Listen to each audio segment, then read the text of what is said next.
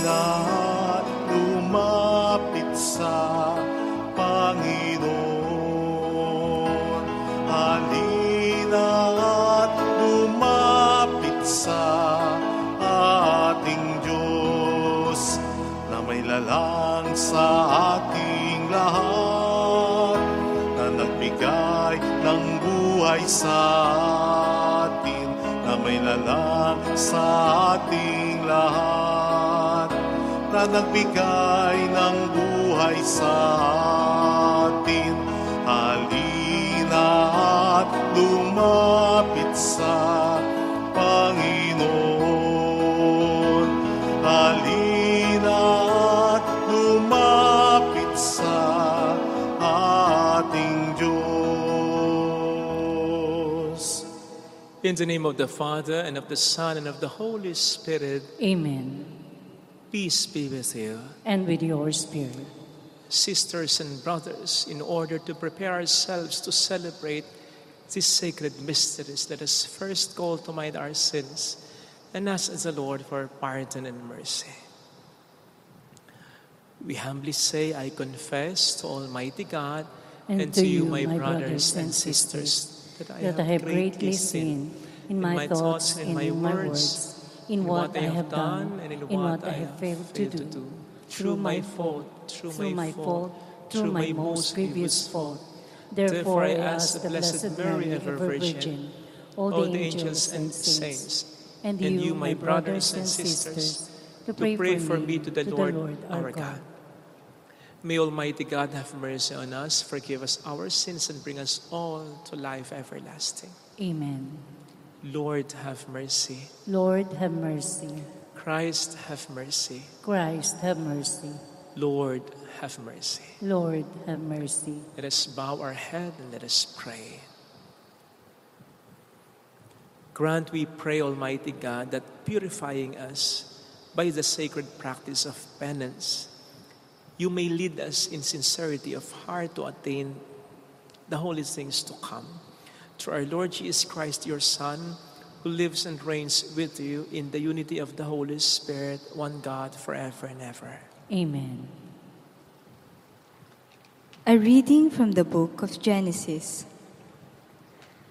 Israel loved Joseph best of all his sons, for he was the child of his old age, and he had made him a long tunic. When his brothers saw that their father loved him best of all his sons, they hated him so much that they would not even greet him. One day, when his brothers had gone to pasture their father's flocks at Shechem, Israel said to Joseph, "Your brothers, you know, are tending our flocks at Shechem. Get ready. I will send you to them."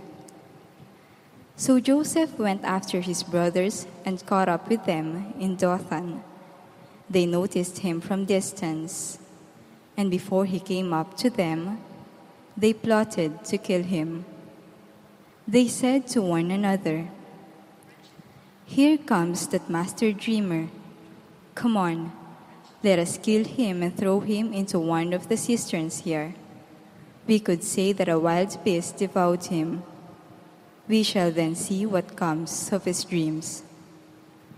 When Reuben heard this, he tried to save him from their hands, saying, "We must not take his life. Instead of shedding blood, he continued, "Just throw him into that cistern there in the desert, but do not kill him outright." His purpose was to rescue him from their hands and return him to his father. So when Joseph came up to them, they stripped him of the long tunic he had on. Then they took him and threw him into the cistern, which was empty and dry. They then sat down to their meal. Looking up, they saw a caravan of Ishmaelites coming from the Gilead, their camels laden with gum, balm, and resin, to be taken down to Egypt. Judah said to his brothers, "What is to be gained by killing our brother and concealing his blood? Rather, let us sell him to these Ishmaelites instead of doing away with him our lives. After all, he is our brother, our own flesh." His brothers agreed. They sold Joseph to the Ishmaelites for 20 pieces of silver. The word of the Lord. Thanks be to God. Remember the marvels the Lord has done. Remember the marvels the Lord has done. When the Lord called down a famine on the land and drew in the cup that sustained them, he sent a man before them, Joseph, sold as a slave. Remember the marvels the Lord has done. They had weighed him down with fetters, and he was bound with chains, till his prediction came to pass, and the words of the Lord proved him true. Remember the marvels the Lord has done. The king sent and released him. The ruler of the people set him free. He made him lord of his house and ruler of all his possessions. Remember the marvels the Lord has done.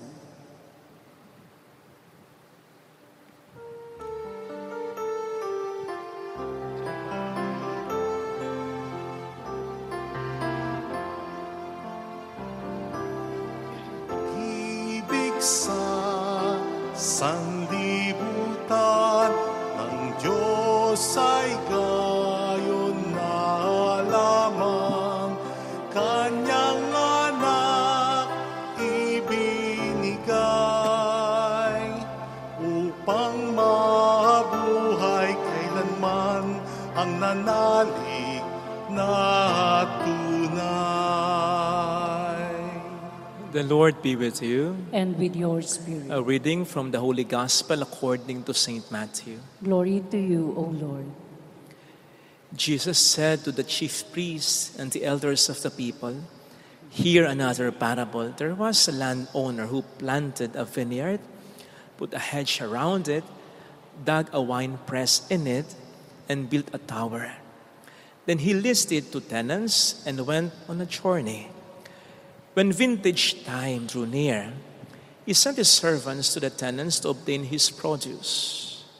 But the tenants seized the servants, and one they beat, another they killed, and a third they stoned.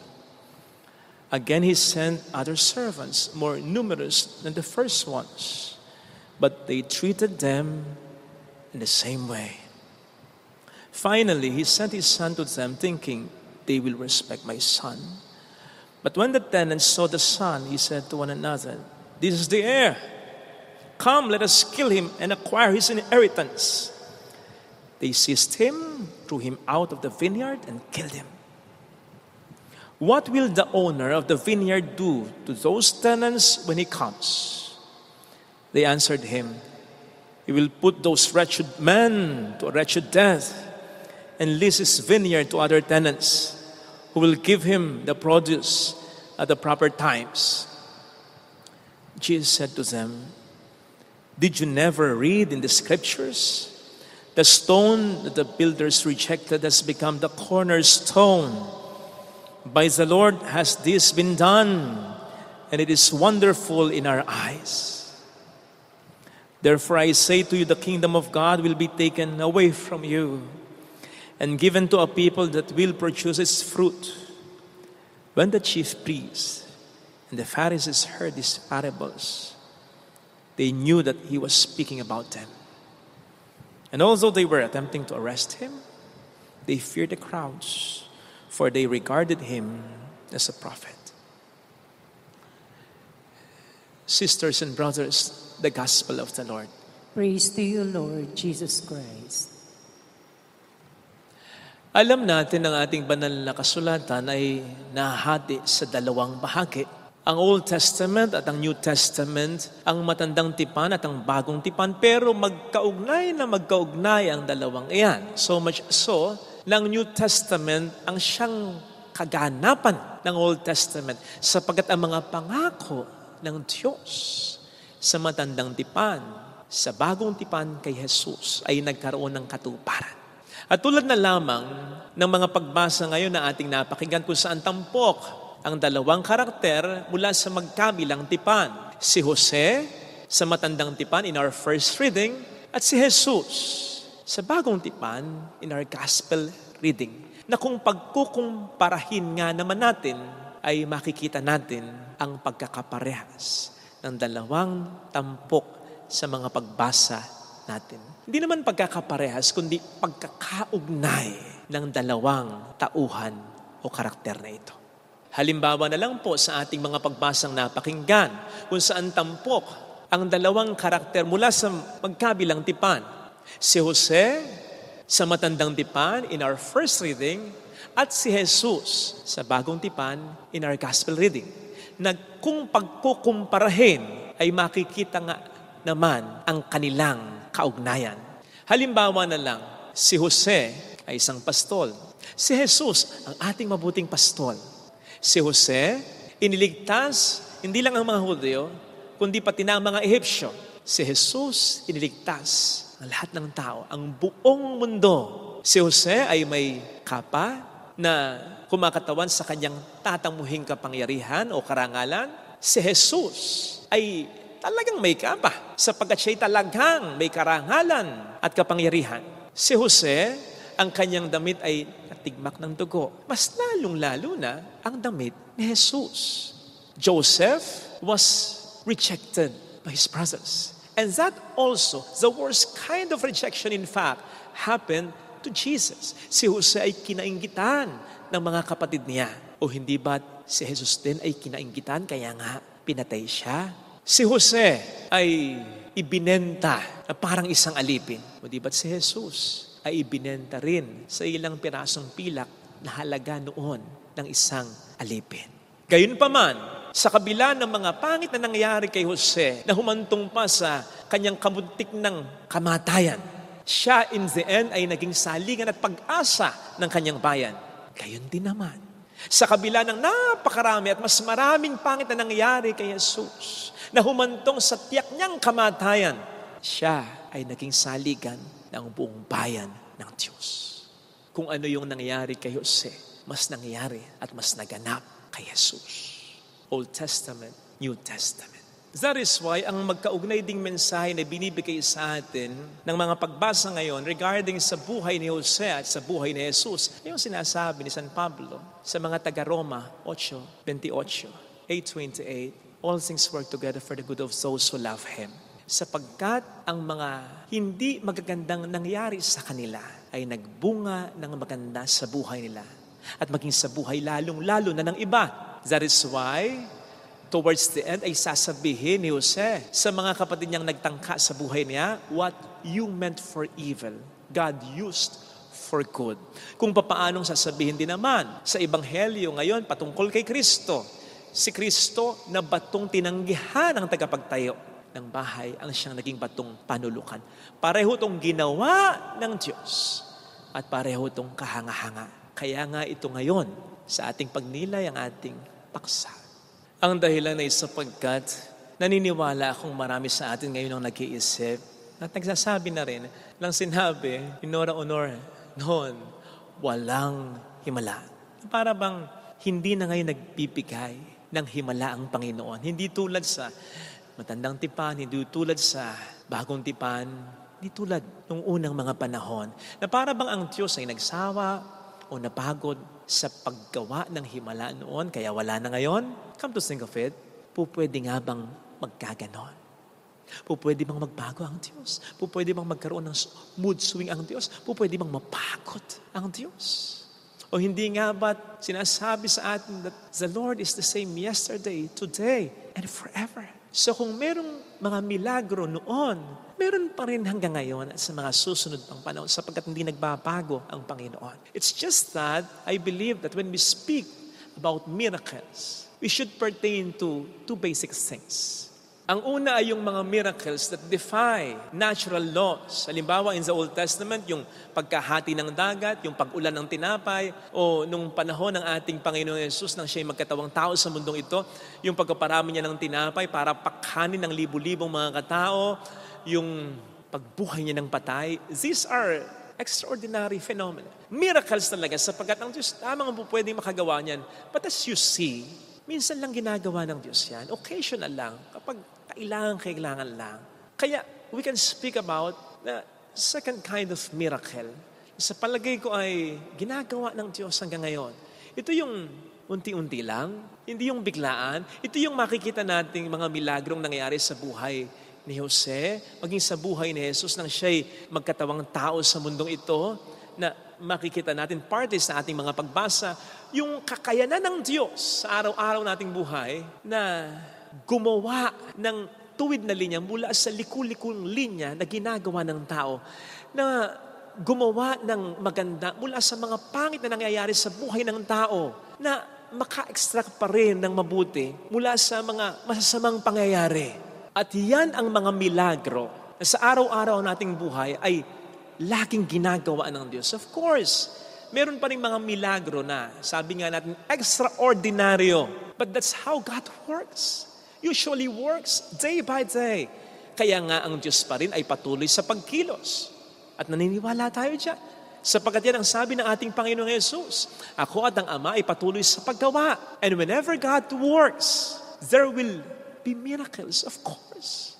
And so what happened to Joseph in the Old Testament, from the pit to the palace, what happened to Jesus in the New Testament, from death to life, can also happen to us. Your pit and your death are not your destiny. Although, yun ang gusto ng diablo, na manatili ka sa balon at kamatayan ng buhay mo, pero hindi yun ang gusto para sa iyo ni Kristo.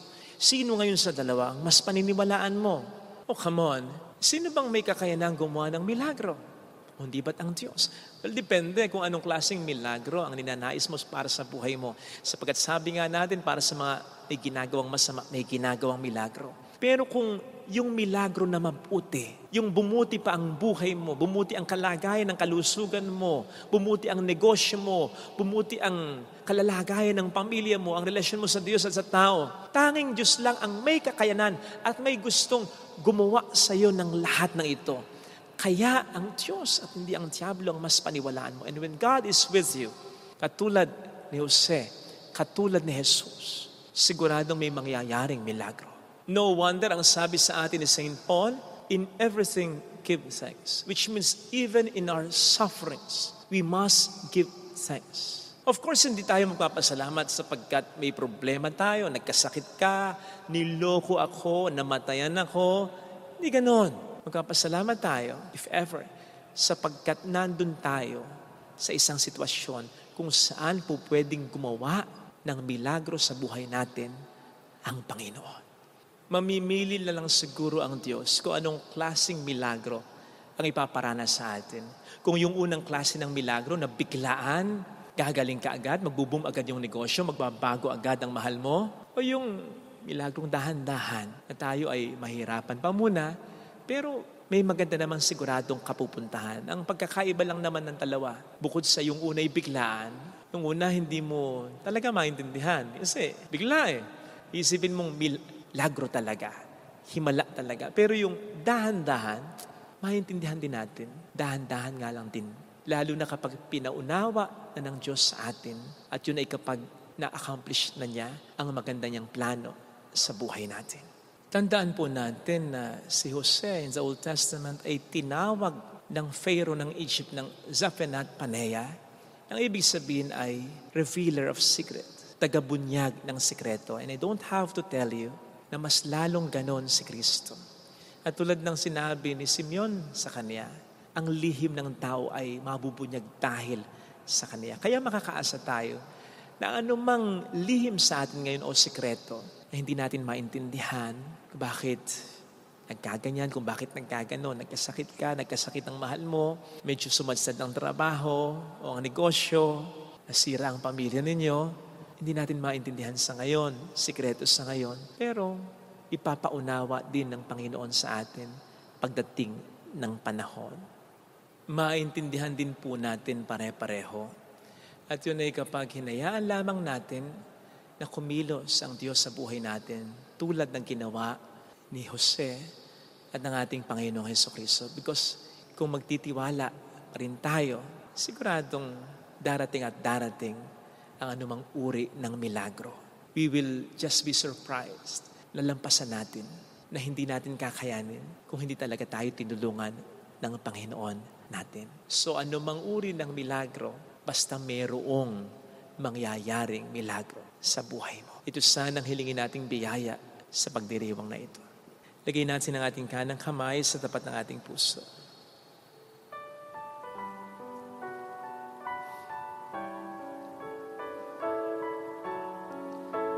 Awitin natin, alam kong may magagawa ang Diyos.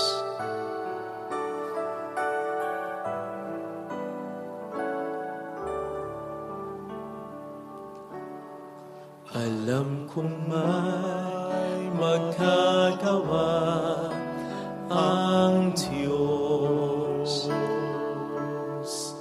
Alam kong may magagawa ang Diyos. Kung ako'y magtatapat, Kung ako'y magtatapat, sa Kaniya'y maglilingkod, sa Kanya'y maglilingkod. alam kong may magagawa ang Diyos. Hindi ako magtutuda, may milagro. Ang Diyos ay hindi nagbabago, lalo pat kung kailangan ko. Alam kong diringgin ng Diyos, may nangyayari. May nangyayaring himala. Ang samo ko. Alam kong diringgin ng Diyos ang samo ko. Yun palang nalalampasan mo, matino pa rin ang pag-iisip mo. Lumalaban ka pa rin hanggang ngayon. Yan ay isang uri ng milagro. Kung ako'y magtatapat, kaya nga sabi ng iba, kung ang problema mo'y malalaman nila, bilib ako sa'yo. Hindi ko kaya ginagawa mo. Sapagkat hindi ka mag-isa, ang Diyos ay kasama mo. At kapag ang Diyos ay kasama mo, may milagro. Paniwalaan. Pikit natin ang ating mga mata, Panginoon. Mula ngayon, maniniwala akong may milagro. Iba't iba lamang ng mukha, iba't iba lamang ng pagkakataon, iba't iba lamang ng timing ang katuparan ng mga ito. Dahil hindi ka naman nagbabago. Tulungan mo lamang po ako na mas panghawakan ito. Kahit na ako'y natatakot, nasasaktan, nahihirapan, at nagmimistulang nag-iisa na lang. Tulungan mo akong maniwala na sa laban ng buhay ko, ikaw ay kasama ko. At kapag ikaw ay kasama ko, hindi pwedeng walang mangyayaring maganda sapagkat ang laban ko ay laban mo. Mayroong magandang mangyayari sa iyo. Higit pa sa inaasahan mo, hayaan mong daluyan ka ng grasya ng Diyos. Hayaan mong gamitin ka ng Diyos upang gumawa ng milagros sa mundong ito. Ay yung kapag nakita at naisip ng iba, ang Diyos ay mas papupurihan nila. Mayroong magandang mangyayari sa iyo na kapag naisip at nalaman nila ang mga problemang nalampasan mo, na kahit ika'y nag-iisa, they will point to God and say, dakila kang talaga, maasahan kang talaga,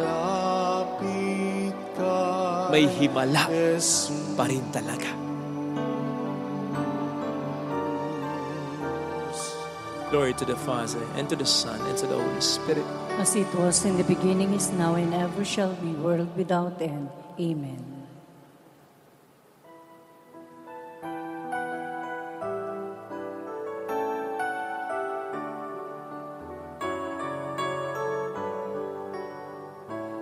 Jesucristo na naglingkod sa tao,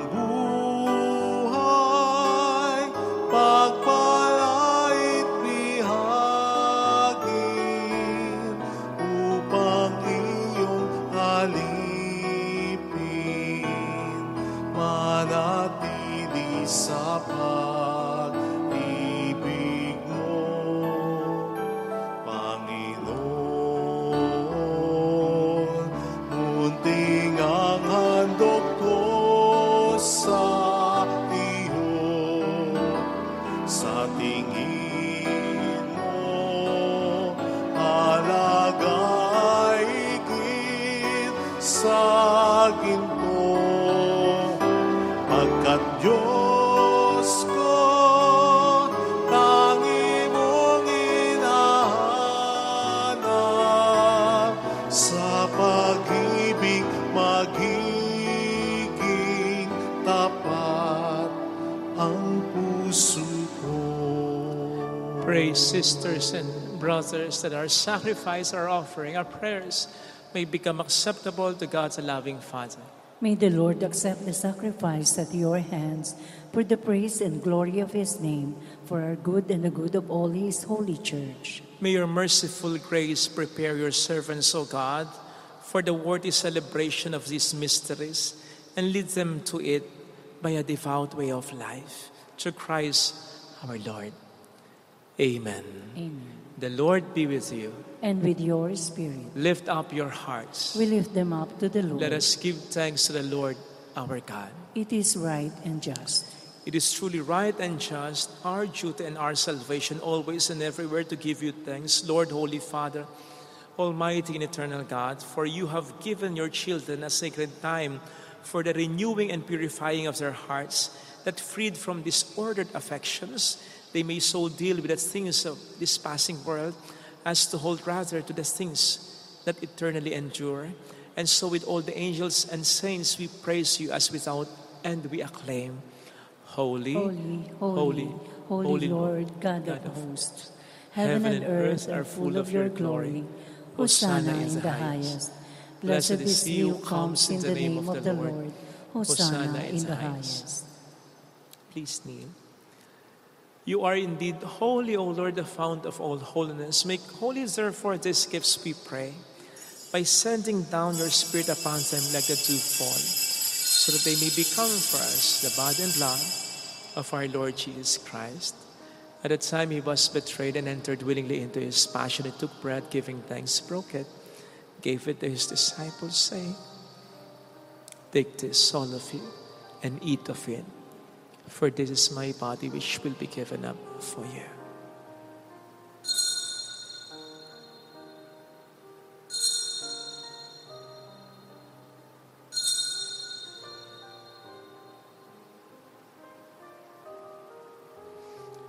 In a similar way, when supper was ended, he took the chalice and once more giving thanks, gave it to his disciples, saying, "Take this, all of you, and drink from it. For this is the chalice of my blood, the blood of the new and eternal covenant, which will be poured out for you and for many, for the forgiveness of sins. Do this in memory of me."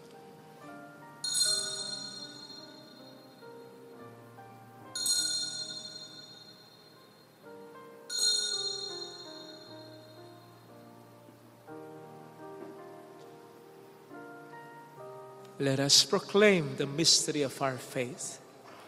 When we eat this bread and drink this cup, We we proclaim your death, O Lord, until you you come again. Therefore, as we celebrate the memorial of his death and resurrection, we offer you, Lord, the bread of life and the chalice of salvation, giving thanks that you have held us worthy to be in your presence and minister to you. Humbly we pray that partaking of the body and blood of Christ, we may be gathered into one by the Holy Spirit. Remember, Lord, your church spread throughout the world and bring her to the fullness of charity, together with Francis our Pope, Dennis our Bishop, and all the clergy. Remember also our brothers and sisters who have fallen asleep in the hope of the resurrection, especially those for whom we will now pray. Let us bow our head and in silence we pray for our departed loved ones.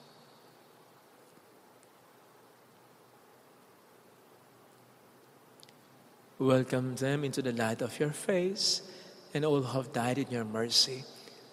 Have mercy on us all, we pray, that with the Blessed Virgin Mary, Our Lady of Lazaret, Mother of God, Saint Joseph, her most chaste spouse, with all the blessed apostles and saints who have pleased you throughout the ages, we may merit to become co-heirs to eternal life and may praise and glorify you through your Son, Jesus Christ. Through him and with him and in him, O God, Almighty Father, in the unity of the Holy Spirit, all glory and honor is yours forever and ever. Amen. Jesus taught us to call God our Father, and so we have the courage to say,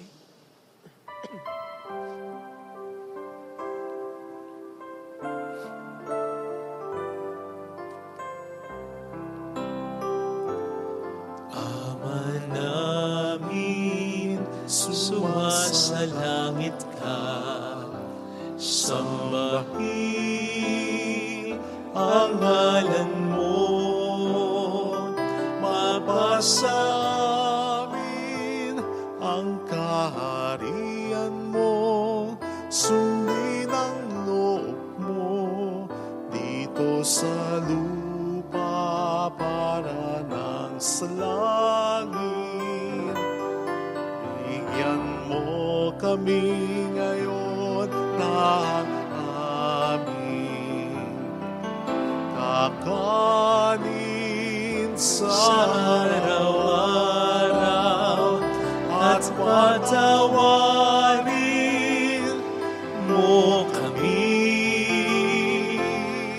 sa aming mga sala para ng pagpapatawad namin sa nagkakasala sa amin, at huwag mo kami ipahintulot sa tukso, at ihadya mo kami sa lahat ng masama.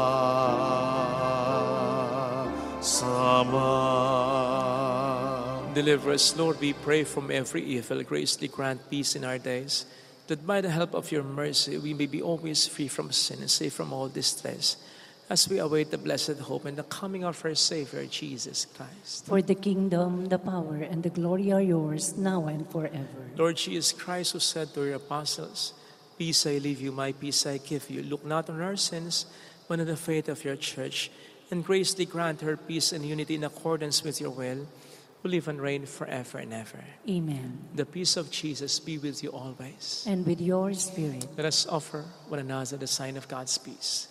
Peace be with you. Lamb of God, you take away the sins of the world, have mercy on us. Lamb of God, you take away the sins of the world, have mercy on us. Lamb of God, you take away the sins of the world, grant us peace. Please kneel.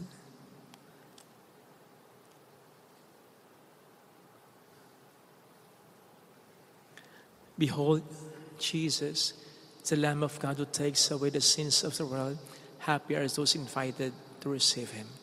Lord, I am not worthy that you should enter under my roof, but only say the word, and my soul shall be healed.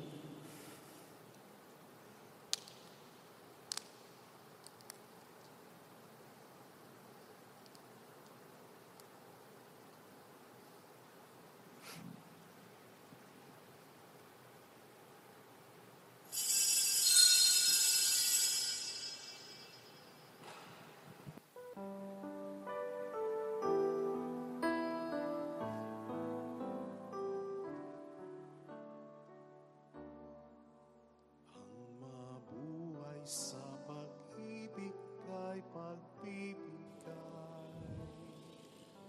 Panalangin para sa espiritual na pakikinabang. Panginoong Hesus, ako ay naniniwala na ikaw ay nasa kabanal-banalang sakramento. Iniibig kita ng higit sa lahat at ninanasa kong tanggapin ka sa aking kaluluwa. Sapagkat sa mga sandaling ito, hindi kita matatanggap sa sakramento. Tumuloy ka sa Espiritu sa aking puso. Niyayakap kita na parabang naririto ka na. Inaalay ko ng buong buo ang aking sarili sa iyo. Huwag mong hayaang mawalay ako sa iyo. Amen. Kung yaman ay mabuhay sa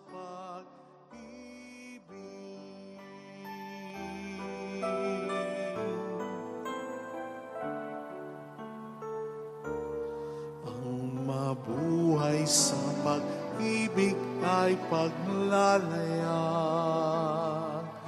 na hantong ay payapa at may galak, sa maalab na udyok ng pag-ibig. Hinahanap kita sa aking kapwa, ang siyang tanging tumatanglaw, bituin sa aking patnubay, diwa sa paglalakbay, sandigan lakas at tibay, laging ngawin ang sagisag, ang mabuhay sa pag-ibig, ang tanging kong yaman ay mabuhay sa pag-ibig.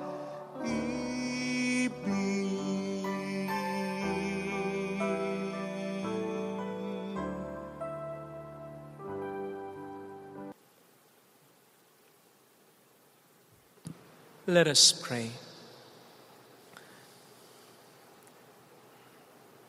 Having received this pledge of eternal salvation, we pray, O Lord, that we may set our course so well as to attain the redemption you promise. Through Christ our Lord. Amen. Holy God, Holy Mighty One, Holy Immortal One. Have mercy on us and on the whole world. Holy God, Holy Mighty One, Holy Immortal One. Have mercy on us and on the whole world. Holy God, Holy Mighty One, Holy Immortal One. Have mercy on us and on the whole world. Jesus, King of mercy. We trust in you.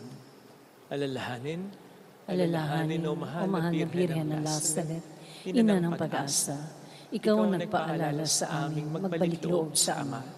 Ito ang nagpapatunay na kagandahang loob mo'y nanatiling busilak. Sa pag-aruga mo sa amin, tungkulin mo'y tinupad. Sa paanan ni Kristo'y itinuring mo kami mga tunay mong anak. Kaya ninais mong ni isa'y huwag mapahamak. Maging sa'yo walang tigil na pananalangin, pati luhay pumatak. Huwag namang mawalan ng saysay ang iyong paghihirap. Hiling nawa namin sa iyo o aming inang liyab, na matapos ang pakikibaka namin sa mundong ito at sa pananatili naming tapat kay Kristo. Sa kapurihan mo'y makibahagi kaming ganap upang kung nasaan ka ngayon ay maparoon din kaming lahat. At ang kaganapan ng kalwalhatian ng Diyos Amay tuluyang matupad siya nawa. Mahal na Birhen ng Lazaret, tagapagkasundo ng mga makasalanan. Ipanalangin mong walang patid kaming mga dumudulog sa iyo. Maraming salamat po sa patuloy niyong pagtangkilik, sa patuloy niyong pagtulong. Maraming salamat po. The Lord be with you. And with your spirit. And may God bless us, our families, in the name of the Father, and of the Son, and of the Holy Spirit. Amen. The Mass has been offered. Go in the peace and love of Jesus Christ. Thanks be to God.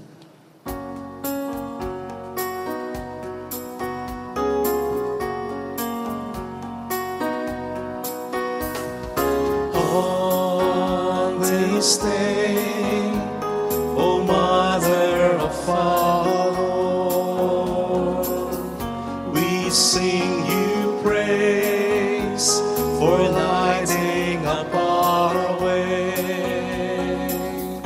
Your tears did soften up the hearts of men, and they still do today. May our love for you bring comfort in your pain. On this day, O Mother of our Lord, we sing you praise for lighting up our way. Your tears did soften up the hearts of men, and they still do today. May our love for you bring comfort in your pain.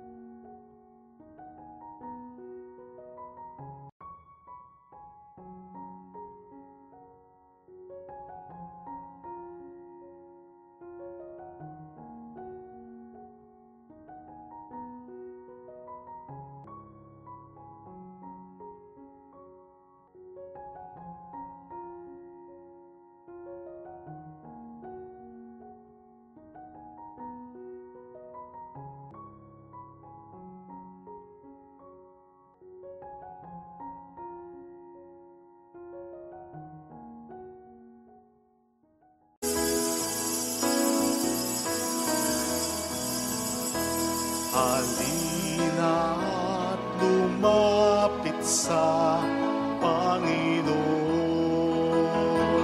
Halina at lumapit sa ating Diyos, na may lalang sa ating lahat, na nagbigay ng buhay sa atin, na may lalang sa ating lahat, na nagbigay ng buhay sa atin. Halina at lumapit sa Panginoon. Halina at lumapit sa ating Diyos. In the name of the Father, and of the Son, and of the Holy Spirit. Amen. The grace, the peace of our Lord Jesus Christ, the love of God, and the fellowship of the Holy Spirit be with you all. And with your spirit. Let us prepare ourselves to celebrate these sacred mysteries by calling to mind our sins and ask the Lord for pardon and mercy. We humbly say, I confess to Almighty God, and to you, my brothers and sisters, that I have greatly sinned in my thoughts and in my words, in what I have done and in what I have failed to do, through my fault, through my most grievous fault. Therefore I ask Blessed Mary, ever Virgin, all the angels and saints, and you, my brothers and sisters, to pray for me to the Lord our God. May Almighty God have mercy on us, forgive us our sins, and bring us all to life everlasting. Amen. Lord, have mercy. Lord, have mercy. Christ, have mercy. Christ, have mercy. Lord, have mercy. Lord, have mercy. Let us bow our head and let us pray. O God, author of every mercy and of all goodness, who in fasting, prayer, and almsgiving have shown us a remedy for sin, look graciously on this confession of our lowliness, that we who are bowed down by our conscience may always be lifted up by your mercy. Through our Lord Jesus Christ, your Son, who lives and reigns with you in the unity of the Holy Spirit, one God, forever and ever. Amen.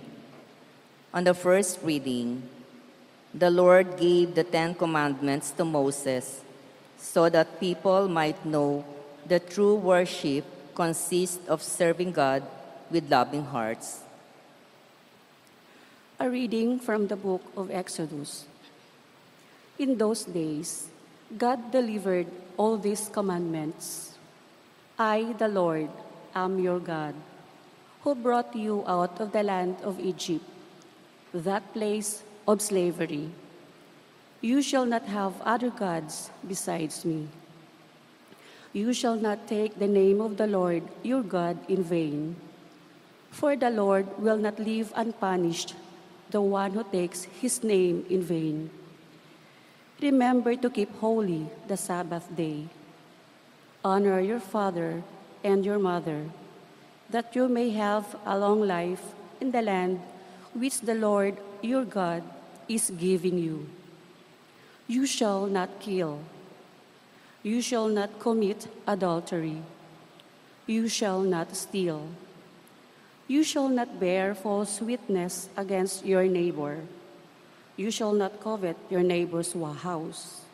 You shall not covet your neighbor's wife, nor his male or female slave, nor his ox or ass, nor anything else that belongs to him. The word of the Lord. Thanks be to God. Lord, you have the words of everlasting life. Lord, you have words of everlasting life. The law of the Lord is perfect, refreshing the soul. The decree of the Lord is trustworthy, giving wisdom to the simple. Lord, you have words of everlasting life. The precepts of the Lord are right, rejoicing the heart. The command of the Lord is clear, enlightening the eye. Lord, you have words of everlasting life. The fear of the Lord is pure, enduring forever. The ordinances of the Lord are true, all of them just. Lord, you have the words of everlasting life. They are more precious than gold, than a heap of purest gold, sweeter also than syrup or honey from the comb. Lord, you have words of everlasting life. On the second reading, Paul proclaims that it is in Jesus' cross that we learn the sublime wisdom of God. In his infinite knowledge and love, God gives us his Son to redeem us by his suffering. A reading from the first letter of St. Paul to the Corinthians. Brothers and sisters, Jews demand signs and Greeks look for wisdom, but we proclaim Christ crucified, a stumbling block to Jews and foolishness to Gentiles. But to those who are called, Jews and Greeks alike, Christ, the power of God and the wisdom of God. For the foolishness of God is wiser than human wisdom, and the weakness of God is stronger than human strength. The word of the Lord. Thanks be to God.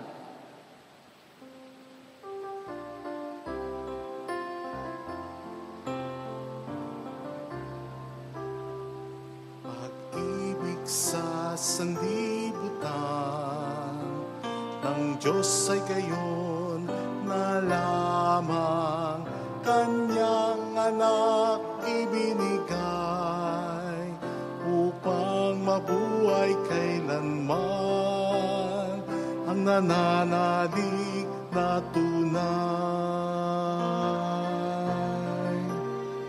Pag-ibig sa sanlibutan ng Diyos ay gayon na lamang Kanyang anak ibinigay upang mabuhay kailanman ang nananalig na tunay.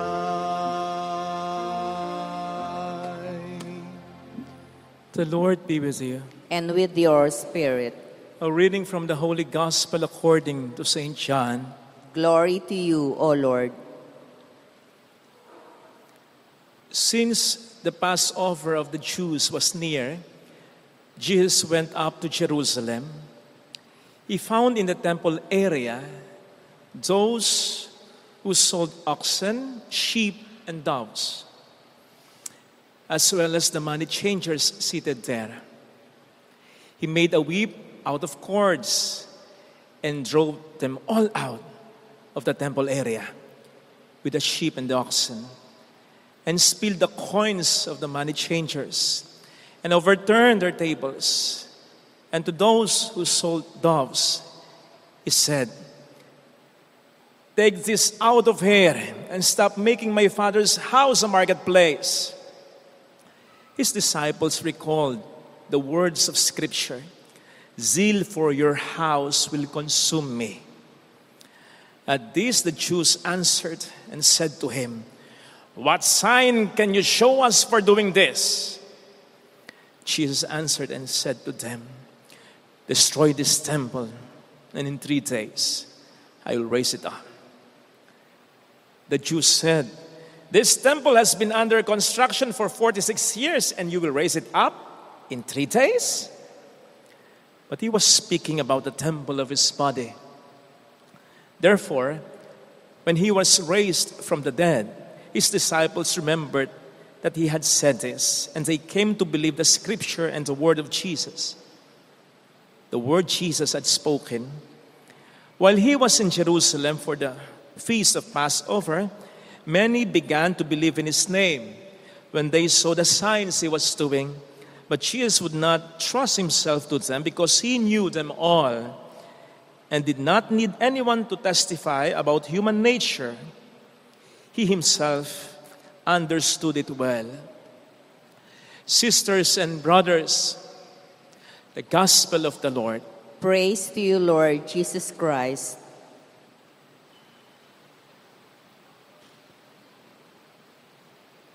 Narinig natin sa ating binasang ebanghelyo ang galit ni Kristo habang nililinis niya ang templo. Sapagkat ayon na rin sa Kanya, ito'y ginawang palengke ng mga tao. Dito na kasi pumwesto ang mga namamalit ng salapi at nagbebenta ng mga hayop, which by the way, ay mga legitimate na negosyo o trabaho, lalo na sa templo, sapagkat kailangan sila ng mga tao. Bakit kailangan sila? Sa kanila, nagpapapalit ng salapi yung mga tao. Salaping iuhulog sa templo. Kasi hindi po pwede yung salapi na galing sa ibang bansa, lalong-lalo na sa mga lugar na sakop ng mga Romano. Dahil ang pera ng mga Romano ay may imahe, may image ng emperor na sinasamba ng mga ito. At yun ay big no para sa mga Hudyo. Marumi yung salaping iyon. Hindi mo po pwedeng ialay yun. Dapat magpapalit ka sa namamalit ng salapi doon sa templo. Kailangan din nila ng mga mapapagbilan ng mga hayop. Kesa naman magdala pa sila, lalong-lalo na kung malayo ang lugar nila. Bukod sa hassle, kawawa naman yung kalapate. Sa haba ng biyahe, naglalakad lang o kaya nakakaravan lang. Maalikabok pa.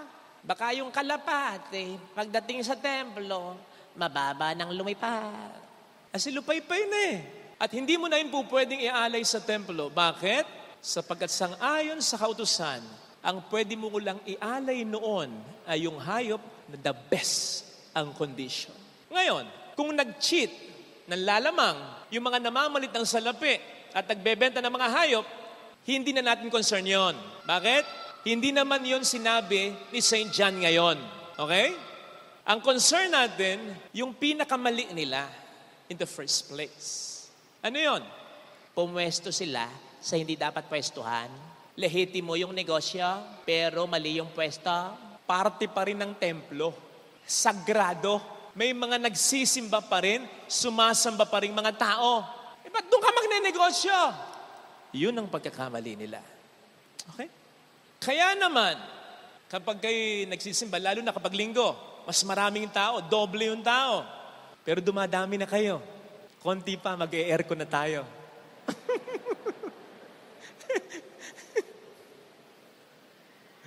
Praise God, dumadami na tayo. Pag linggo, ay nako, doble. Kaya nga, sinasabi ko suportahan natin yung mga nagtitinda sa labas. Bagamat wala kaming komisyon dyan, By the way, yung car park sa kabila, hindi sa atin yon. Pasensya na kung nagtaas ng singil, I'm sorry Pero try namin pakiusapang ibaba uli. Wala na kaming kinalaman doon. Wala kaming komisyon dyan. Private yan. Okay? Pasensya na po kayo, Sana wag niyong ibawas sa ibibigay niyo, Joke lang. Ano ba yan? Sorry. Cash kasi. Nakakainis Anyway. Kaya sinasabi namin, suportahan nyo, bilhan nyo yung mga nagbebenta ng sampagita, nagbebenta ng taho, o kahit anong mga kakanin dyan, yung mga nandyan, suportahan natin. Bakit? Lehitimo yung kanilang negosyo. Kesa naman, alam nyo na, gumawa ng masama, nagbabanat sila ng buto. Kaya suportahan po ninyo. Okay? Pero, turuan din natin sila kung saan sila dapat pumwesto. Binawal na po namin sana tulungan nyo kami. Huwag nyo silang bibilan kapag nandyan sa labas. Yan sa labas. Kasi bahagi pa rin ito, lalong-lalo na kapag maraming tao, bahagi pa rin ito ng puok dalanginan. Nandyan yung ating groto. At kaya tayo may TV at speaker dyan sa labas, marami pa rin ang nagsisimba dyan. Ayan, dami. Hindi masamang tumulong, hindi masamang magtrabaho. Lumugar lang tayo. Okay? Kasi, hindi pwedeng nagsisimba tayo. Sampagita, taho. At alam po ninyo, hindi pwedeng nagsisimba ka, kumakain ka. Hindi pwede. Mas maganda nga kung 1 hour before the Mass, fasting ka. Para ibubukod mo, para bakante yung tiyan mo bago mo tanggapin si Kristo ng 1 oras. Devotion yon Pero maganda yon. Maganda po yan. Alam po ninyo, may nag-suggest sa akin, yung paligid natin dyan sa labas, sa loob pa rin ng compound natin, gawing establishment. Kasi prime lot yan eh. Prime lot yan. 2 palapag, income yan ng simbahan.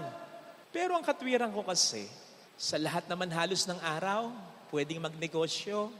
At sa lahat naman halos ng lugar, pwedeng magnegosyo.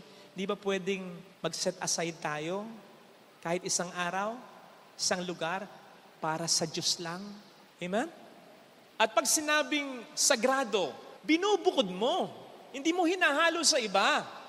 Inilalayo mo. Parang ganon.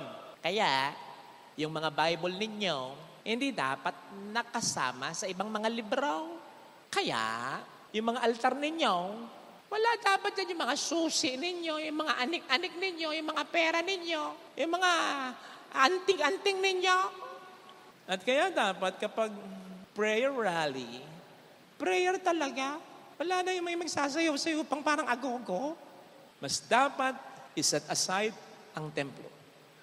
Kaya hindi na kayo dapat paalalahanan pa. Dapat pag nandito sa simbahan, tahimik tayo. Magdasal tayo. Ngayon, huwag natin kakalimutan na may mas mahalaga dito. Tayo rin, sabi ni San Pablo, ay templo ng Diyos. Templo ng Espiritu Santo. Ibinukod din tayo, banal din tayo. Ang sabi sa Deuteronomy 14 verse 2, you are a chosen nation, a holy nation, a people set apart for the Lord your God. In other words, tayo ay natural na mga makadiyos at hindi makamundo. In other words, dapat nabubuhay tayo sa paraang ganito. Sabi nga ni Kristo, we are in this world, but we should not be of this world. Nasa mundo, pero hindi dapat makamundo. Dapat makadiyos tayo. Ay, ang problema sa atin, binabaliktad natin. Parang mas gusto natin, mas at home tayo, kaysa sabihin tayo banal, okay lang, tao tayo eh. Yung banal yan. Ginagawa nating biro. Ano ba ang tama? Di ba ang tama? Maging banal tayo. Ang sabi nga ang original, hindi original sin, original blessing, original holiness, originally, mabuti tayo, banal tayo. Yun ang kalikasan natin. Ngayon, nagkasala man ang ating unang mga magulang, niligtas tayo ni Kristo. Ligtas ka na, ligtas na ako. Kaya dapat tayong mabuhay bilang mga ligtas ng tao. Hindi ko sinasabing huwag na tayong gumawa ng mabuti. Pero kahit anong gawin nating mabuti, hindi makapagliligtas sa atin. Dahil ligtas na tayo. Yung gagawin nating mabuti, dapat epekto na lang ng ginawa ni Kristo sa ating mabuti. Iniligtas niya na tayo. Dapat tayong mabuhay bilang mga ligtas na tao. So hindi dapat tayo makamundo, kundi dapat makadiyos tayo. Dahil ligtas na tayo ng Diyos. Amen? Yun ang dapat na normal sa atin. Makadiyos, hindi makamundo. February 16, nang pumutok ang balita, na-engage na yung dalawang yan. Mas nag-viral kasi yung engagement nila dahil sinabi nila, talaga, promise, totoo, lang joke.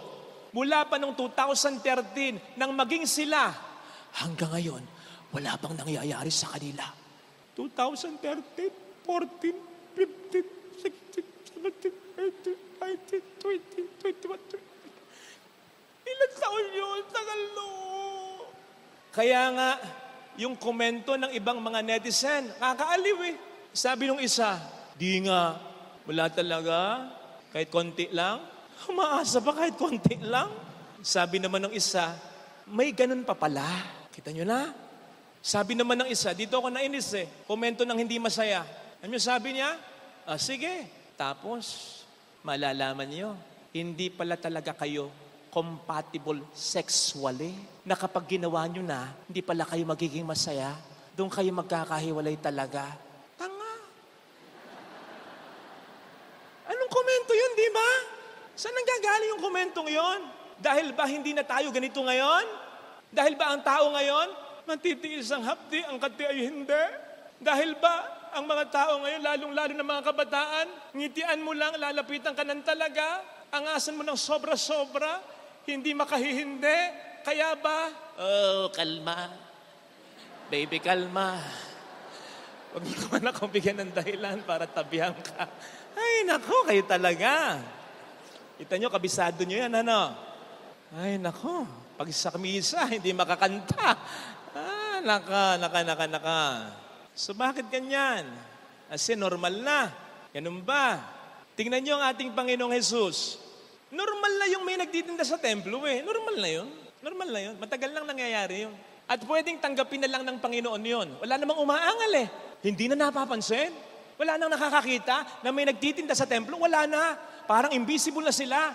Si Kristo na lang ang may third eye. Parang ikaw, nanay, ikaw na lang ang may third eye sa inyo. Ikaw na lang ang nakakakita may kalat. Hindi nakikita ng asawa mo. Hindi nakikita ng mga anak mo. Ikaw na lang ang may third eye sa inyo. Ay, nako. Si Kristo ganon. Siya na lang ang may third eye. Kasi normal na eh. Siya na lang ang nag-react. And mind you, ito ang magiging mitya ng buhay niya. Ito.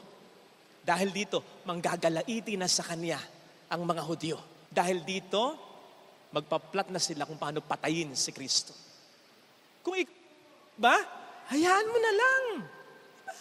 Pero, nilinis pa rin ni Kristo ang templo. Bakit? Dahil hindi basta normal na okay na. Dahil hindi basta normal na tama na. Napakarami ko na, hindi na mabilang yung mga ikakasal ko na kapag nangungumpisal, ako na ang nagpapasakali. Huwag niyong kakalimutan yung pinakamatindi niyong kasalanan. Yun ang unahin niyo. Lalo na kung may nangyari na sa inyo. Halos lahat naman may nangyari na. Minsan magtatanong ka pa. Ba't ka magtatanong? Ayaw sabihin eh. Minsan ako, may ganon. Sabi ko,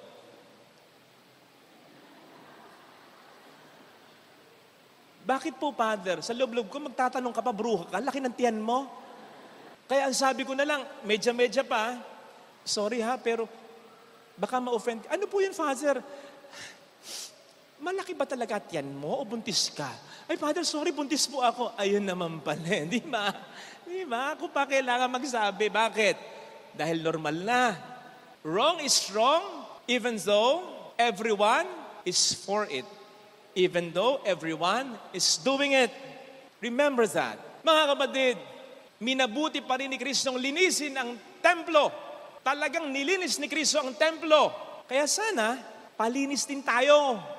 Ang sabi sa Ebanghelyo, zeal for your house consume me or consumes me.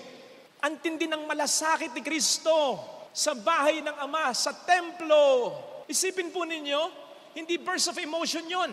Gumawa pa siya ng lubid. I mean, matagal yun bago niya ihataw yun. Talagang habang gumagawa siya ng lubid, alam niya, kailangan kong magalit. Di ba minsan pag nagagalit tayo, okay, hupa na ako. Si Kristo hindi. Talagang, nagalit siya. Galit na galit siya. Huwag tayong masyadong masanay. Si Kristo, tender, meek, nagagalit ang Diyos. Talagang yung galit na galit si Kristo. Ngayon, tandaan natin, hindi kalabisang sabihin, mas mahalaga tayo sa templo. Sapagkat hanggang ngayon, yung templong tinutukoy sa Ebanghelyo, giba, sira. Kung mahalaga sa Diyos yun, dapat buo na yun ngayon. Ang tagal ng ganun yun. Kasi si Kristo ay namatay, nagkatawang tao, namatay at muling nabuhay, hindi naman para sa templo na building kundi sa templo para sa atin.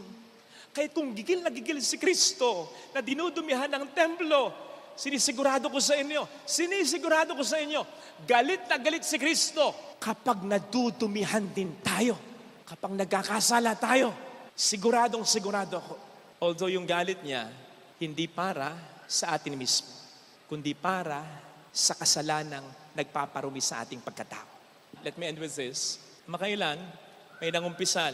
Biglang nagtanong, Father, ano po yung karanasan ninyo na masasabi niyong talagang may Diyos? I don't know, pero bigla akong nasagot. Hindi na ako nag-isip Ano sinabi ko? Sabi ko sa kanya, Tol, ang dami kong mga naging pagkakamali, lalong-lalo na in the past, matitinding pagkakamali, na kung tutuusin, hindi mo na ako dapat kausap ngayon. Pero nagmakaawa ako sa Panginoon. Sabi ko sa kanya, ayoko na ng ganito. Baguhin mo ako. tulungan mo ko, iayos mo ang buhay ko. And it happened. Hindi lang naayos, mas pinabuti pa ng Diyos. Kaya, naniniwala akong may Diyos. Kasi para sa akin, kung walang Diyos, hindi na ako makakaahon pa sa mga nagawa kong pagkakasala. Ngayon, kung isa-segue natin sa ating pinag-uusapan, doon ko napatunayan. Nagalit ang Diyos sa mga pagkakamali ko, pero hindi sa akin mismo. Nagalit ang Diyos sa mga pagkakamali ko kasi naramdaman ko yung mga consequences nito, pero hindi sa akin mismo. Sapagkat nang sa tulong niya, ang sabi ko, magbabago na ako, iayos ko na ang buhay ko. Hindi lang niya inayos, mas pinabuti pa niya ang buhay ko. Hindi ko alam kung narinig niyo yung biro sa bagong pare. Pag may bagong pare, ang biro, amuyin niyo daw, amoy Diyos. Bakit? Bagong pare. Buong pagpapakumbaba ko sasabihin sa inyo, ayokong magmayabang, ayaw ko kasi gusto ko maniwala kayong may Diyos. 17, 18 years na akong pare. Pag inaamoy ko yung sarili ko, pakiramdam ko, mas amoy ako Diyos ngayon kesa noon.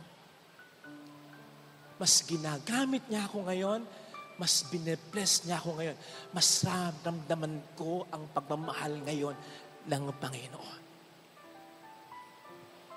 Sabi ko sa iyo galit siya hindi sa atin, kundi sa kasalanan natin. Sana, brothers and sisters, this Lent, aminin natin, ano ba yung nagpaparumi sa atin?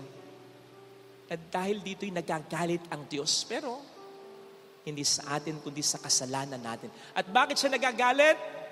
Hindi naman dahil dudumi siya sa kasalanan natin. No, Diyos siya. Kundi dahil sinisira tayo ng kasalanan natin. O diba ikaw, sinasabi mo sa anak mo, anak, mag-aral kang mabuti. Anak, magbago ka na. Sasaktan ka pag hindi siya nagbabago. Bakit ka apektado? Kung ikaw, wala ka nang iisipin para sa sarili mo, siya na lang inaalala mo. Mas lalong ganun ang Diyos. So isipin natin, ano yung ikinagagalit ng Diyos na kasalanan natin dahil sinisira tayo nito.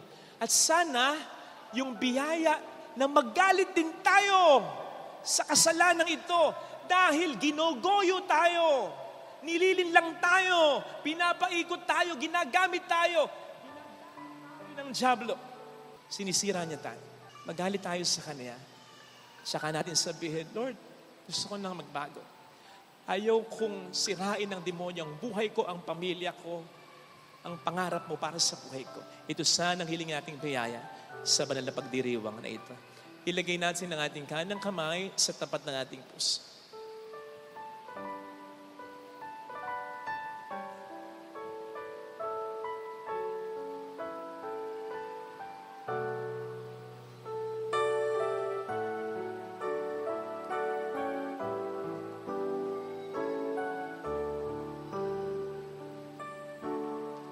Alam kong may magagawa ang Diyos. Alam kong may magagawa ang Diyos. Alam kong may magagawa Walang imposible sa Kanya. ang Diyos.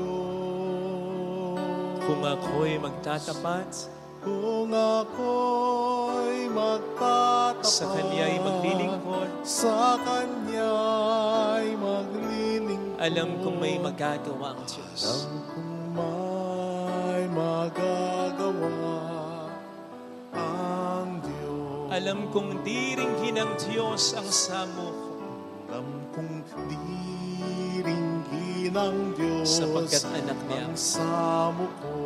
Alam kong diringgin ng Diyos ang samo ko, Alam kong diringgin ng Diyos sapagkat alam ang niya ang samo pinagdaraanan. ko.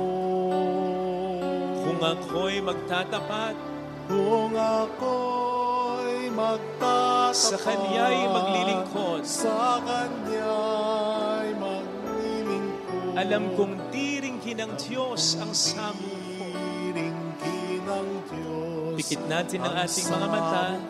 Panginoon, ngayon mas naunawaan ko, hindi ka lang basta nasasaktan pag nagkakasala ako, nagkagalit ka.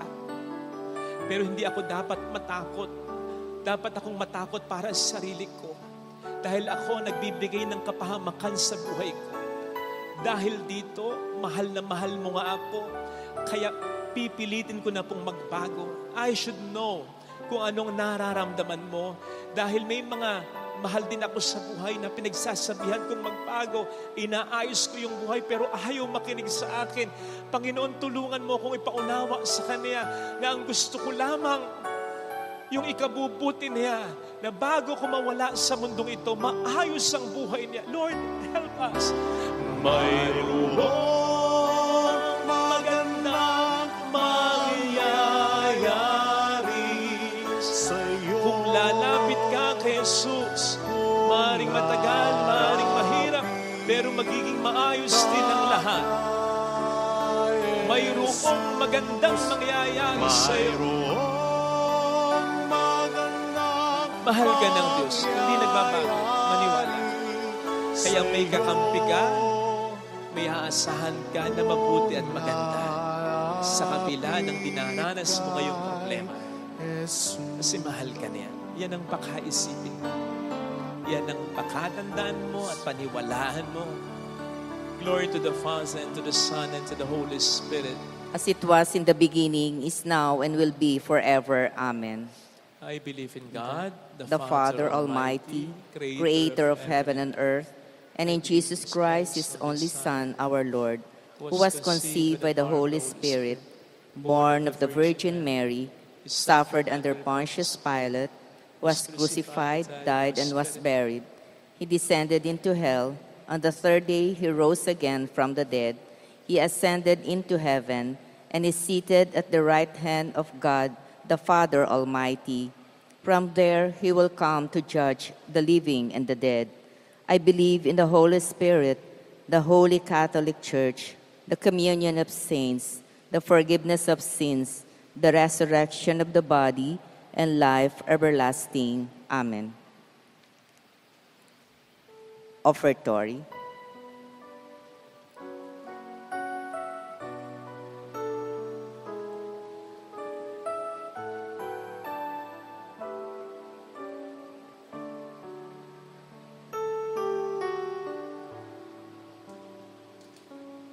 sa iyo ialay ang buhay at kalakasan sapagkat ito ang nararapat sa katulad mong matapat. Dahil sa pag-ibig mo, ang buhay ko ay nagbago. Sa tuwi na ang ninanais ko ay laging maglingkod sa iyo.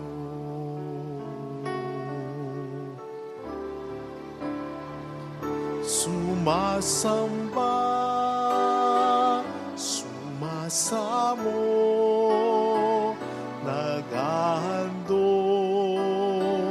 sa ngalan mo, pagkat sa'yo ay nadama ang pagmamahal ng Ama.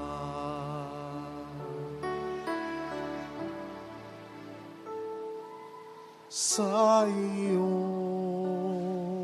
kabanalan, biyaya mo ay nakamtan. Sa iyo ay may kagalakan at buhay na walang hanggan.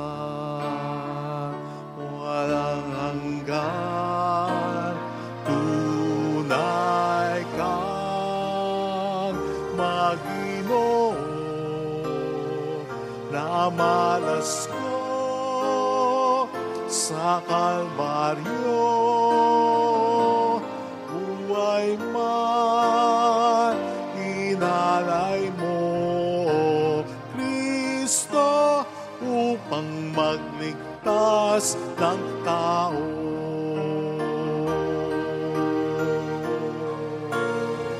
Sumasamba, sumasamo, naghahandog sa ngalan mo, pagkat sa'yo ay nadama ang pagmamahal ng Ama. Sumasamba, sumasamo, naghahandog sa ngalan mo, pagkat sa'yo ay nadama ang pagmamahal ng Ama. Pagkat sa'yo ay nadama ang pagmamahal ng Ama.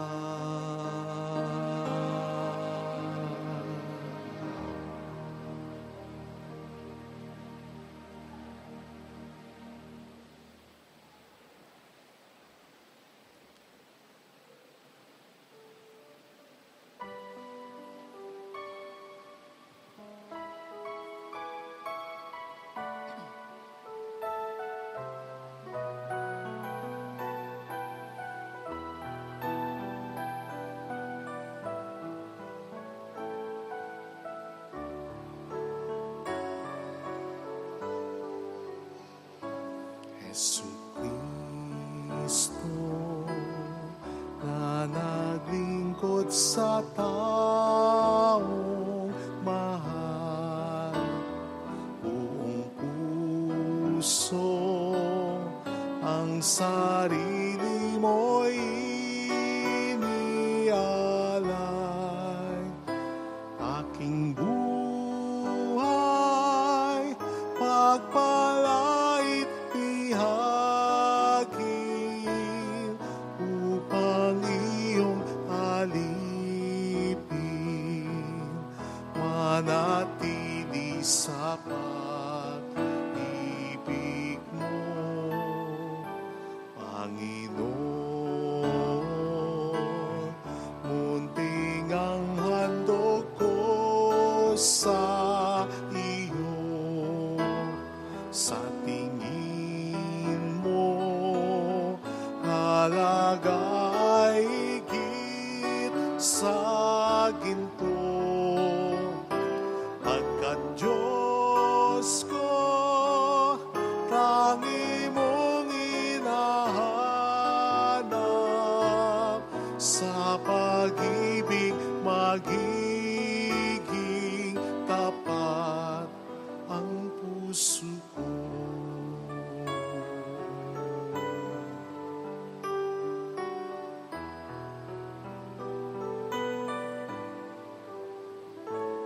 Jesucristo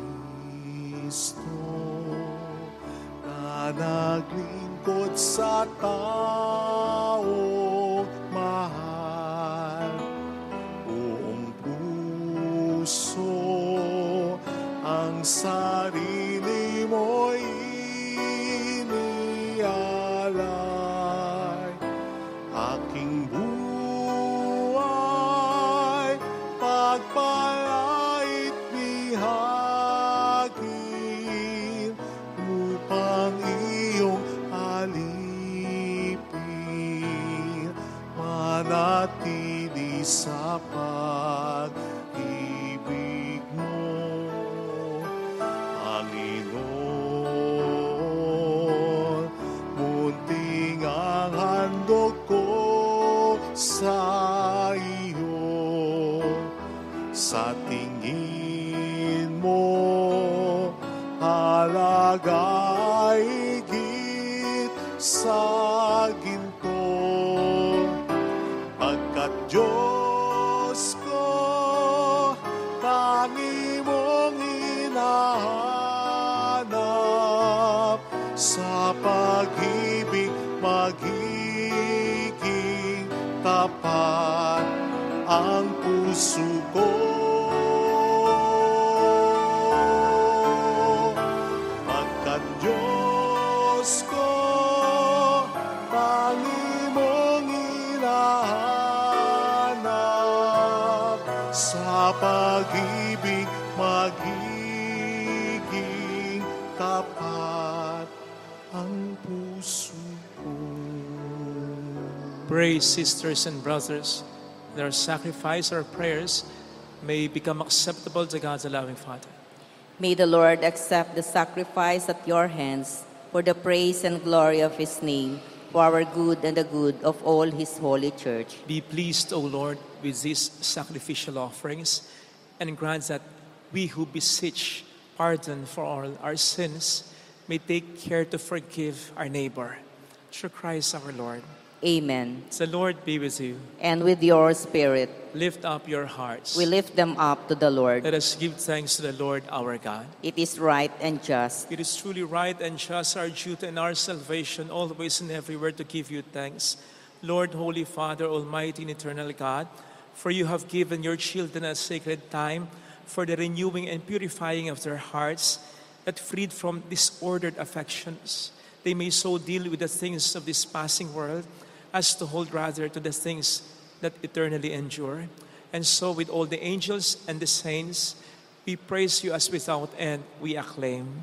Holy, holy, holy Lord, God of hosts, heaven and earth are full of your glory. Hosanna in the highest. Blessed is he who comes in the name of the Lord. Hosanna in the highest.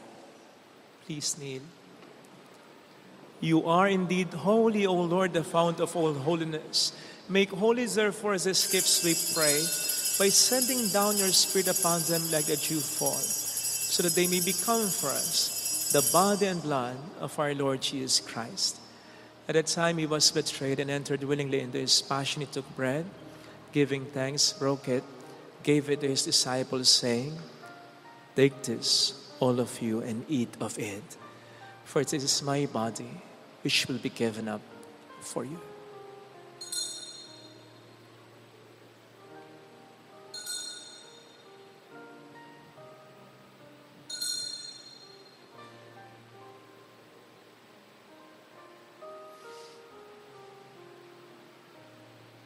In a similar way, when supper was ended, he took the chalice and once more giving thanks, gave it to his disciples, saying, "Take this, all of you, and drink from it. For this is the chalice of my blood, the blood of the new and eternal covenant, which will be poured out for you and for many for the forgiveness of sins. Do this in memory of me."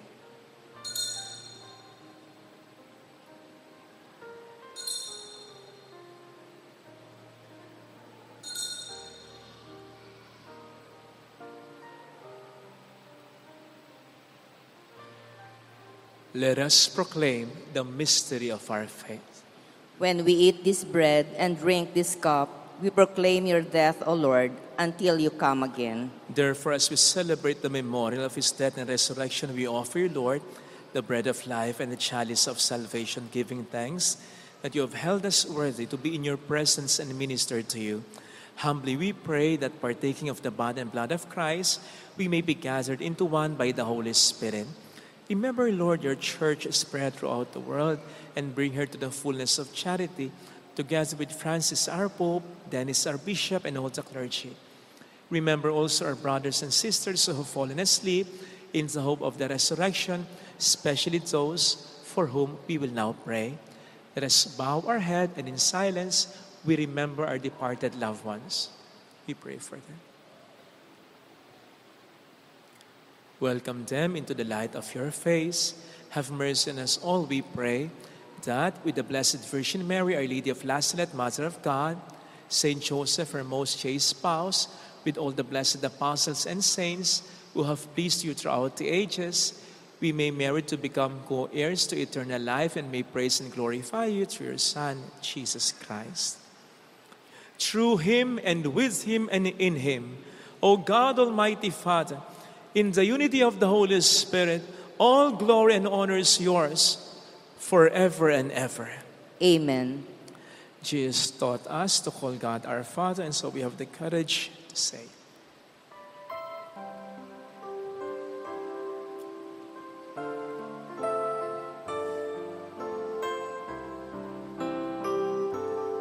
Ama namin, sumasalangit ka, sambahin ang ngalan mo, mapasa amin ang kaharian mo, sundin ang loob mo dito sa lupa para na sa langit. Bigyan mo kami ngayon ng aming kakanin sa araw-araw at patawarin mo kami sa aming mga sala para ng pagpapatawad namin sa nagkakasala sa amin, at huwag mo kami ipahintulot sa tukso, at ihadya mo kami sa lahat ng masama.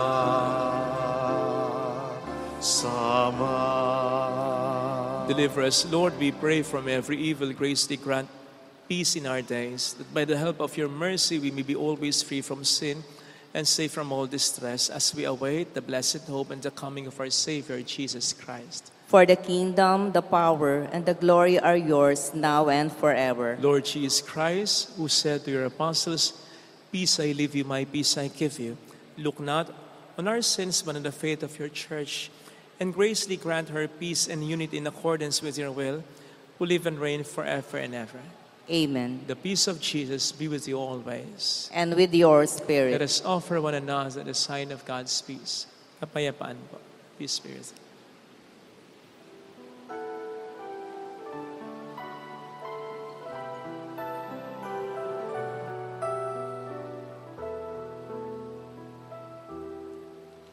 Cordero ng Diyos na nag-alis ng mga kasalanan ng sanlibutan, maawa ka sa amin.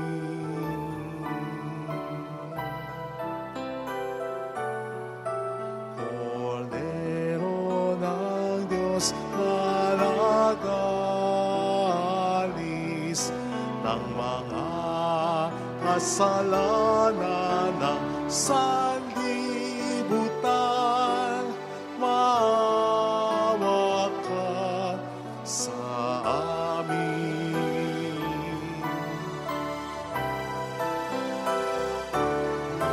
Cordero ng Diyos na nag-alis ng mga kasalanan ng sanlibutan, ipagkaloob mo sa amin ang kapayapaan.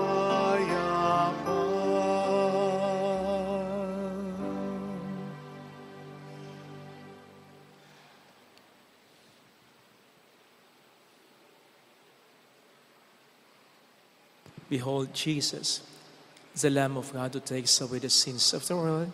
Happy are those called to the supper of the Lamb. Lord, I am not worthy that you should enter under my roof, but only say the word, and my soul shall be healed.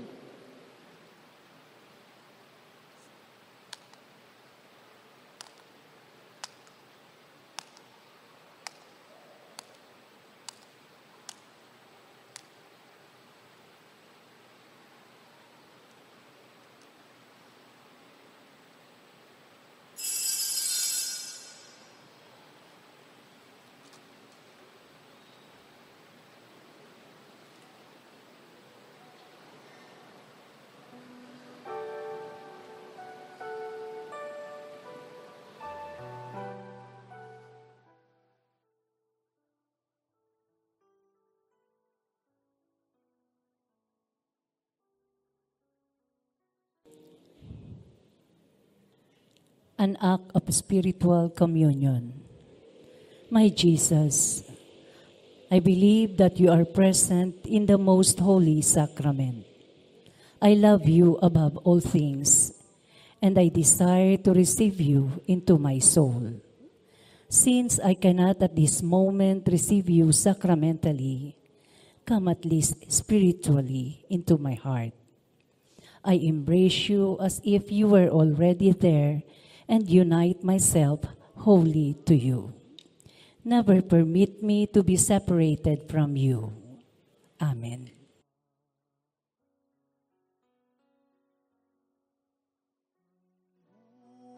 Buhay mo ay di sa'yo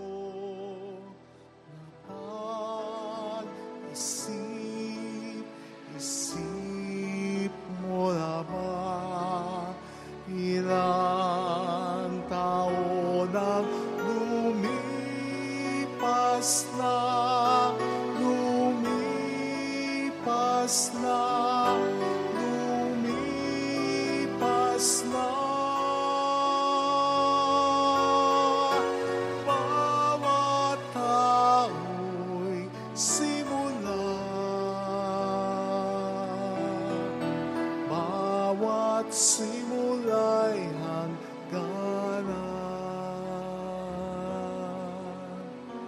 Magpasya ka, saan ka pupunta?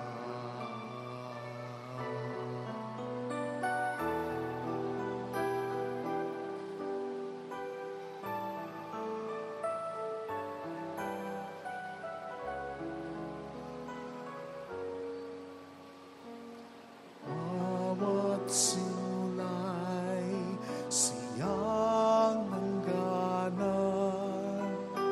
bawat buhay ng tao'y baitang, bawat baitang panahon ng buhay, bawat buhay mayroong simula.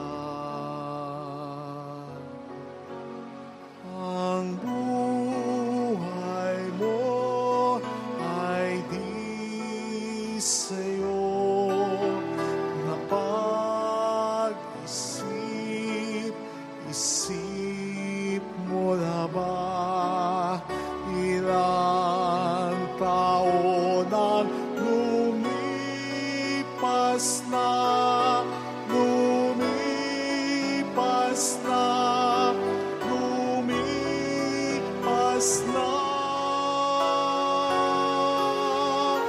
Bawat tao'y simula,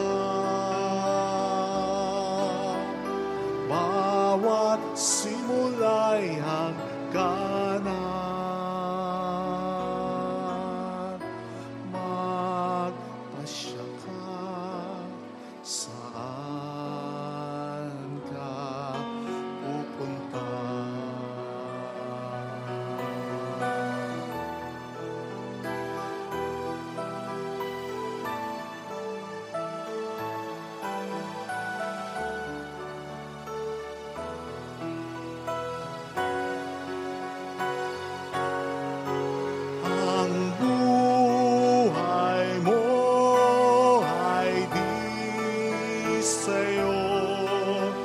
napag-isip, isip mo na ba? Ilang taon na lumipas na, lumipas na, lumipas na. Bawat tao'y simula, bawat simula'y hangganan. Magpasya ka, saan ka pupunta?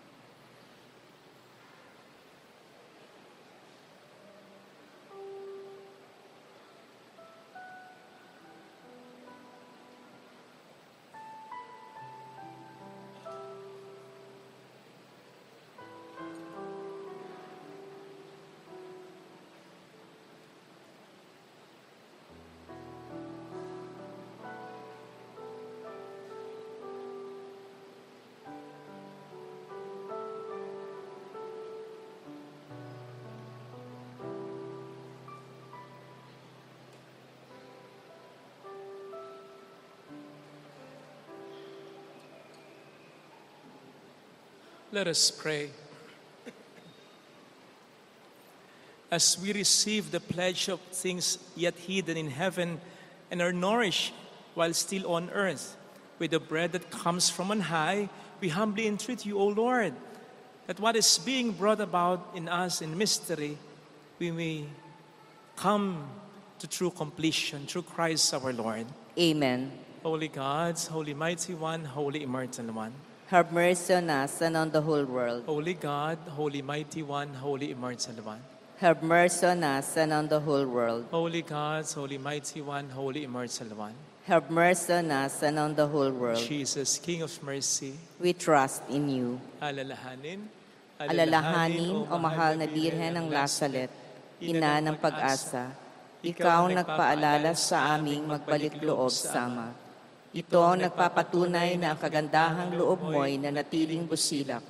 Sa pag-aaruga mo sa amin, tungkulin mo'y tinupad. Sa paanan ni Kristo'y tinuring mo kaming mga tunay mong anak.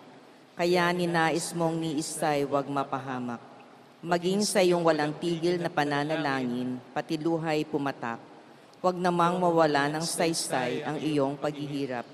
Hiling nawa namin sa iyo, o aming inang liyag, na matapos ang pakikibaka namin sa mundong ito at sa pananatili naming tapat kay Kristo, sa kapurihan mo'y makibahagi kaming ganap, upang kung nasaan ka ngayon ay maparoon din kaming lahat at ang kaganapan ng kaluwalhatian ng Diyos Amay tuluyang matupad.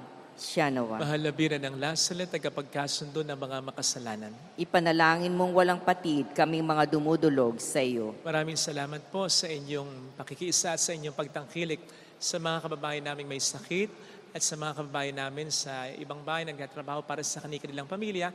Para po sa inyo lagi, yung pulang laso na nasuot ko ito, mabuhay po kayo. The Lord be with you. And with your spirit. And may God bless us, our loved ones, in the name of the Father, and of the Son, and of the Holy Spirit. Amen. The Mass has been offered. Go in the peace and love of Jesus Christ. Thanks be to God.